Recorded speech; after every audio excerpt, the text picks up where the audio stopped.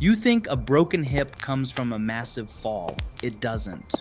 When your bones hollow out and become porous, a simple misstep off a sidewalk curb can shatter your pelvis.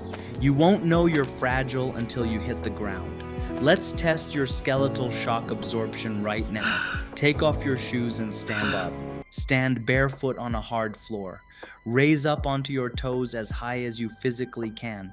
Now I want you to drop all of your weight abruptly onto your heels. Do not bend your knees to absorb it.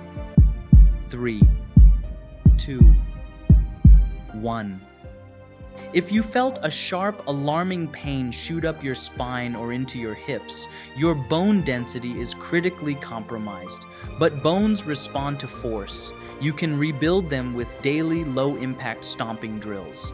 If you failed this test, I built a free 7-day independence protocol to help you rebuild your strength. The link is in my bio. Go download it right now. If you don't see the email in 60 seconds, check your spam folder.